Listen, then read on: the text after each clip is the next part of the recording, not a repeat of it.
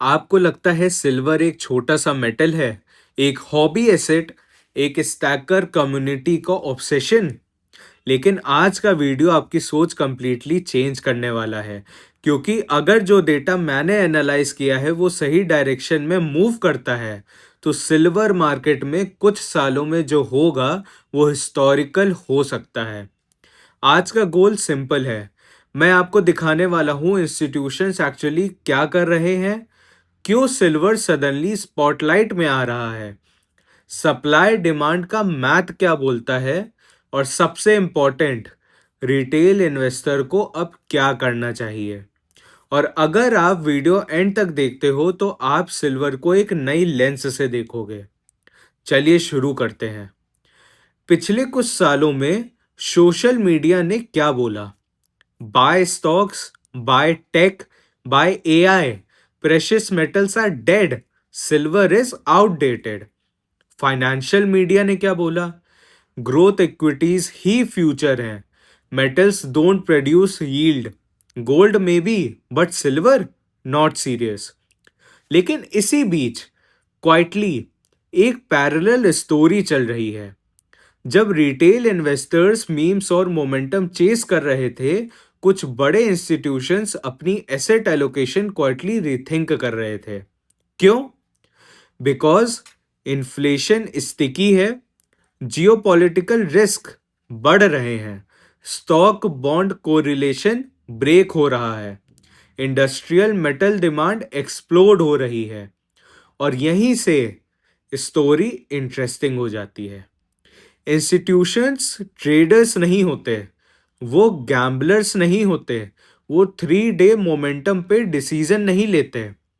उनके पास research teams होती हैं, मैक्रो एनालिस्ट होते हैं, रिस्क कमिटीज होती हैं, मल्टी ईयर प्लानिंग होती है। जब वो एसेट एलोकेशन चेंज करते हैं तो वो इम्पल्सिव नहीं होते, वो स्ट्रक्चर्ड डिसीजन होता है। और हिस्टोरिकली देखो, पहले कमोडिटीज में एंट्री, फिर प्राइवेट इक्विटी, फिर हेज फंड्स, फिर ऑल्टरनेटिव्स। हर बार अर्ली अडेप्टर्स जीते, लेट फॉलोअर्स महंगे खरीदे। अब सिल्वर को स्पेसिफिकली समझो। सिल्वर सिर्फ प्रेशियस मेटल नहीं है, सिल्वर एक डुअल आइडेंटिटी एसेट है। Monetary metal, industrial metal, use cases.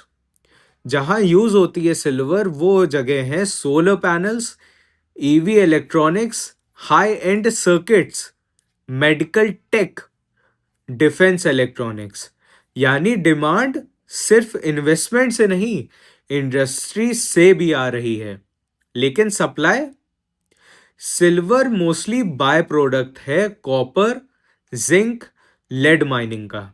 मतलब सिल्वर प्रोडक्शन इजीली स्केल नहीं होती, इवन इफ प्राइस ऊपर चला जाए। यहाँ पे बॉटल नेक बनता है। अब एक एबनॉर्मल बात और अनकंफर्टेबल बात, paper silver market, ETFs, derivative contracts physical से कई गुना बड़ा है। ज्यादा लोग पेपर होल्ड करते हैं, कम लोग डिलीवरी लेते हैं। ये सिस्टम तब तक स्टेबल है जब तक फिजिकल डिमांड लिमिटेड है।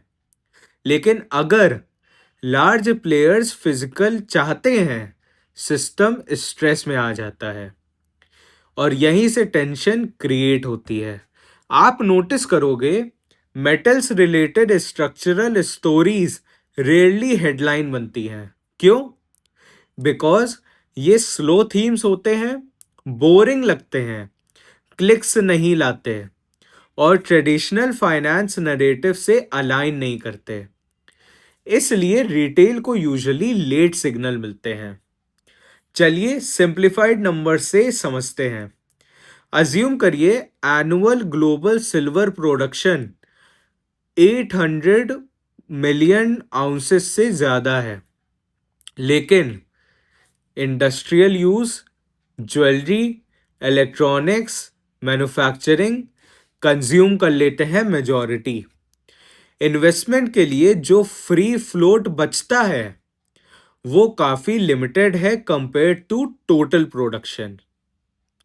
अब सोचो, अगर large capital pools even small percentage allocate करें तो इम्बैलेंस क्रिएट हो सकता है। मार्केट स्मॉल है, कैपिटल पूल्स ह्यूज हैं। यही मिसमैच स्टोरी का कोर है। इंस्टीट्यूशनल इन्वेस्टिंग में एक बिहेवियर होता है हर्ड फॉलो। उसका पैटर्न समझते हैं। एक लार्ज फंड एलोकेट करता है, परफॉर्मेंस इंप्रूव होती है, कंसल्टेंट्स रिपोर्ट्स बनाते हैं, दूसरे फंड्स रिव्यू करते हैं और फिर एलोकेशन कॉपी होती है। ये प्रोसेस मंथ्स ईयर्स में अनफोल्ड होता है। इसलिए अर्ली सिग्नल इंपॉर्टेंट होता है। अब सबसे इंपॉर्टेंट पार्ट में आते हैं हम लोग।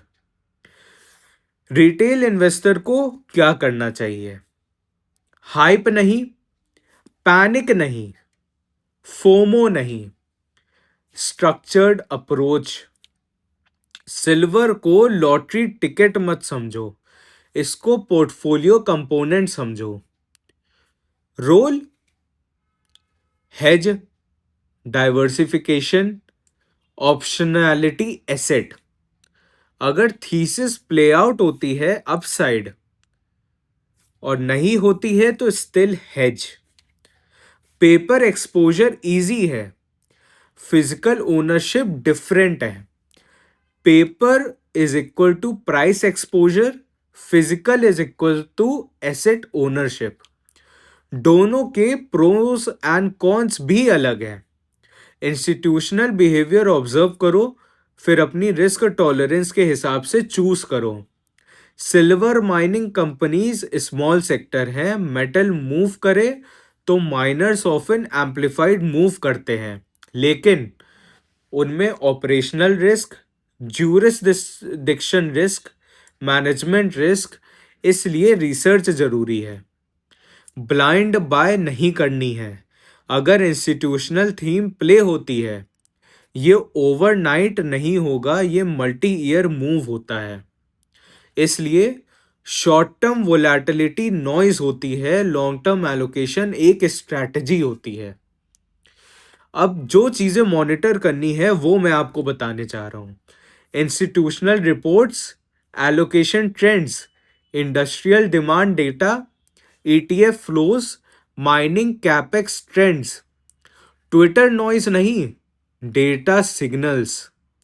देखिए, मार्केट्स में सबसे बड़ा हेज होता है इंफॉर्मेशन नहीं इंटरप्रिटेशन। सबको डेटा मिलता है, फ्यू लोग कंटेक्स्ट समझते हैं। सिल्वर को लोग इग्नोर करते हैं, फिर नोटिस करेंगे, फिर चेज करेंगे। हिस्ट्री का पैटर्न यही है। आपको चेज नहीं करना, आपको प्रिपेयर रहना है। काम, स्ट्रक्चर्ड, डेटा ड्रिवन। अगर आपको ऐसे डीप रिसर्च ब्रेकडाउन वीडियोस पसंद है, लाइक बटन प्रेस करो, चैनल सब्सक्राइब करो और कमेंट में लिखो सिल्वर थीसिस लॉन्ग टर्म या हाइप। नेक्स्ट वीडियो में हम माइनिंग सेक्टर डीप डाइव करेंगे। मिलते हैं नेक्स्ट एपिसोड में। और ये वीडियो अपने उन फ्रेंड्स और फैमिली के साथ शेयर करना जो सिल्वर में इन्वेस्ट करते हैं।